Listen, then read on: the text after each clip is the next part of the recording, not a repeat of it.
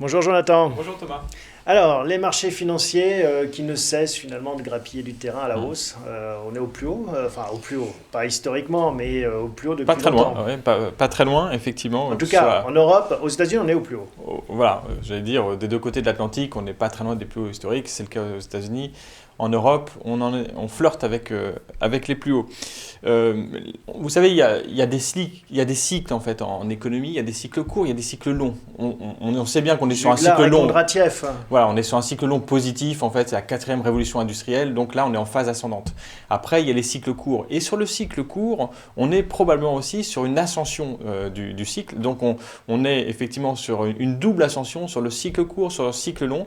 Et donc c'est pour ça que les marchés sont bien valorisés, alors que quand on regarde autour de nous, la crise sanitaire a l'air d'être assez forte encore. Mais on attendait la fin de cycle sous la présidence Trump, hein. On disait que voilà, il avait conduit d'ailleurs une politique qui correspondait pas au cycle dans lequel il était, parce qu'on avait connu 10 ans en effet plutôt de hausse après la crise des subprimes. Ce cycle se prolonge au-delà de ce qu'on connaît comme Ouais. cycle habituel. Ah oui, le cycle a été effectivement extrêmement long. Peut-être qu'il était un peu moins fort au départ avant Trump. Il s'est un peu accéléré avec la politique économique de Trump. Mais les cycles longs dont on parle, c'est des cycles qui durent une quarantaine d'années, hein. Donc les cycles longs, on est sur une phase de croissance avec cette fameuse révolution industrielle, cette quatrième révolution industrielle. On parle d'intelligence artificielle, de nouvelles technologies de manière générale qui touchent toute la planète, les États-Unis, la Chine, aussi un peu l'Europe. Effectivement, ça alimente une croissance de très long terme. Et c'est pour ça que vous nous dites on n'est pas à l'abri de bonnes nouvelles. Parce que certains s'inquiètent en se disant bah voilà, on est Oui. revenu à des niveaux qui donnent un peu le vertige. Vous vous dites bah non, ça peut continuer. Oui, je suis persuadé en fait que ce cycle long, on est en plein dedans, on est qu'au milieu de cette révolution. Et puis le cycle court, je pense que la conjoncture, hein, à proprement parler, ce cycle court est favorable. En fait, on est en train de vivre un vrai rebond de l'économie. Alors, il est plus visible déjà dans les pays où la crise sanitaire recule, par exemple les États-Unis. Mais même en Europe, c'est déjà le cas. Si vous prenez des indicateurs avancés, est-ce que vous savez que la partie industrielle, donc qui n'est pas touchée, ce n'est pas les services, ce n'est pas le tourisme qui est fortement touché, mais la partie industrielle est au plus haut dans les enquêtes de conjoncture depuis que ces enquêtes existent. Elles existent depuis 1997. Les PMI de Market Economics sont au plus haut depuis 1997. Ouais, Il y a un donc ça, vrai c'est un rebond, et ça c'est en Europe. Un Alors signe qu'on est très en confinement. favorable. Il y a un signe très favorable quand on regarde les résultats des entreprises industrielles qui ont publié déjà au premier trimestre.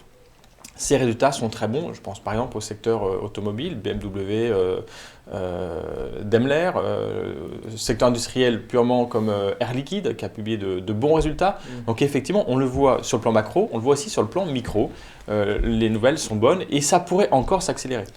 Avec un risque aussi de surchauffe, ça c'est l'autre risque, c'est que ça s'accélère trop et que du coup, bon, on soit obligé on connaisse une inflation, une remontée des taux trop rapide. Oui, alors ça c'est un débat qu'il y a au sein des banques centrales. Mhm. Pour l'instant, la Banque centrale européenne nous dit moi je continue comme avant. C'est-à-dire que j'achète autant d'actifs tous les mois qu'il faut pour comprimer les taux d'intérêt, pour pas écraser la croissance. Et peu importe si l'inflation repart, on pense que parmi ces banques centrales, la Fed, la BCE, on ne remet pas en cause en fait, hein, les raisons séculaires de baisse de l'inflation. La Banque centrale qui est un peu aussi contrainte par les dépenses des gouvernements et qui est obligée finalement d'alimenter cette machine en imprimant des billets pour financer, monétariser ces déficits. Oui, mais la limite en fait de cet exercice, ce serait l'inflation. Donc si l'inflation remontait de manière durable, les banques centrales devraient arrêter du jour au lendemain. Et ça donnera un coup de frein sur les marchés, ça donnera un coup de frein sur l'économie réelle. Et ça, effectivement, c'est un scénario Et qui est ça, vous n'y extrêmement croyez grave. pas, ce scénario, vous le pricez, comme on dit, vous l'évaluez à quel pourcentage?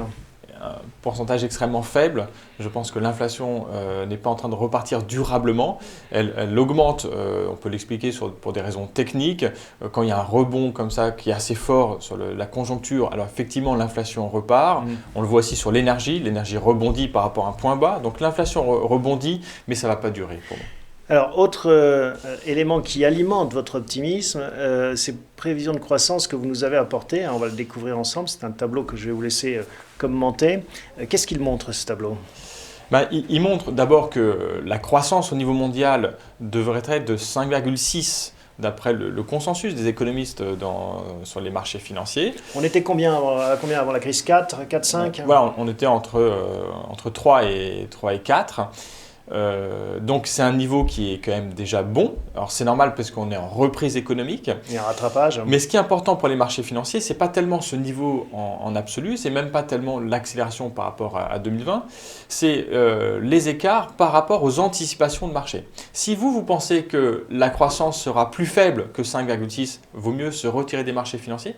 Si vous pensez l'inverse, Thomas, que la croissance va accélérer encore plus que ce que l'anticipation nous dit, alors rentrez sur les marchés, vous avez intérêt à acheter les actions aujourd'hui. Et c'est ce que vous nous dites là avec ce graphique. C'est ce qu'on voit en fait avec notre partenaire Jean-Pierre Petit des Cahiers Verts de l'économie qui nous dit que partout dans le monde, globalement la croissance devrait être plus forte que ce que les marchés anticipent, 7%, et zone par zone. C'est vrai aux États-Unis. C'est vrai dans la zone euro, vous voyez, alors que dans la zone euro, on dit qu'on est en retard parce qu'on a pris plus de temps en fait, à vacciner. Malgré tout, je vous le disais, la croissance a bien résisté et globalement sur l'année 2021, elle devrait être meilleure que ce qu'on anticipe aujourd'hui. Bon, donc vous voyez la vie en vert, vous également. Alors ça ne veut pas dire qu'il n'y a pas de risque autour de nous, il n'y a pas de nuage. C'est quoi les mais... gros risques? C'est une reprise des variants, du Covid, des confinements qui reviennent? Oui, bien sûr, ça c'est le risque numéro 1, le risque indien, par exemple, ça explose en Inde, en Brésil aussi, je crois. Voilà, ça c'est un risque effectivement à prendre en compte. Pour l'instant, les marchés financiers n'y croient pas du tout. Vous dites, on est au plus haut, donc ils ne croient pas du tout à ce risque-là. Là encore, par rapport à ces anticipations, si vous pensez que le risque est plus fort que ce que les marchés anticipent, il vaut mieux désinvestir. Moi non plus, je n'y crois pas énormément. Je ne pense pas que ça aura un impact majeur, mais je peux me tromper, je ne suis pas épidémiologiste. Bon, donc ce n'est pas un risque qui vous inquiète, la reprise du Covid, la reprise de l'inflation non plus. Qu'est-ce qu'il y a comme autre risque potentiel qui pourrait gripper cette belle histoire? Alors, on n'en parle pas beaucoup en France. C'est un sujet qui est assez américain, mais vous savez que c'est le marché américain qui drive les marchés de capitaux mondiaux, donc le CAC 40. Et encore plus avec les sommes et les masses d'argent qui sont investies outre-Atlantique. Tout à fait. Et donc, le sujet américain en ce moment, c'est le débat sur la fiscalité. Donc, vous avez parlé en introduction du plan de relance, du énième plan de relance américain, le plan de Joe Biden, qui déverse encore 2000 milliards de dollars dans les infrastructures et autres. Ça va avoir un impact très favorable sur la croissance, c'est indéniable. Mais pour financer ça, il n'y a pas que la planche à billets, il n'y a pas que la Fed, il va augmenter les impôts. Et il va faire un peu le chemin inverse de Trump, qui avait baissé le taux de l'IS, le taux de l'impôt sur les sociétés, de 35% à 21%. Ouais. Alors lui, il fait la moitié du chemin, il remonte de 21% à 28% à partir de 2022. Ça, c'est un élément qui est très défavorable pour les marchés actions. Il y a des grandes sociétés américaines qu'on connaît bien.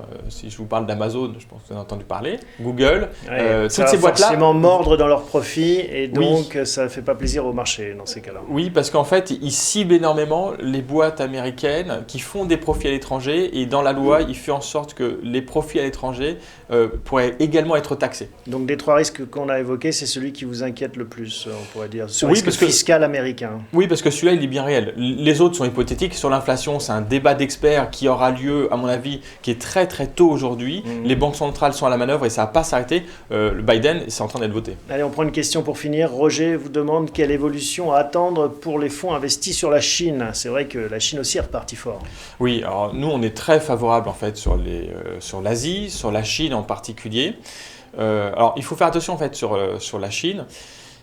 Je disais en fait la tech américaine, elle pourrait être impactée par la hausse des impôts votés par Biden et donc ça pourrait avoir un impact sur tout le secteur, que vous soyez aux États-Unis ou même en Chine. Or maintenant dans les fonds chinois, il y a beaucoup de tech. C'est devenu un vrai concurrent à la tech californienne, la Chine. Donc ceux qui sont investis sur la tech pourraient être impactés par cet effet-là. Par contre, ceux qui sont investis sur la consommation en Chine, ça on est assez favorable, la croissance est là. Merci Jonathan pour toutes ces explications. On se retrouve dans un mois pour suivre cette évolution sur la vie des marchés financiers. Avec plaisir. On passe tout de suite à une séquence consacrée aux options qui s'offrent à vous d'un point de vue patrimonial pour utiliser toute l'épargne qui s'est accumulée au cours des derniers mois.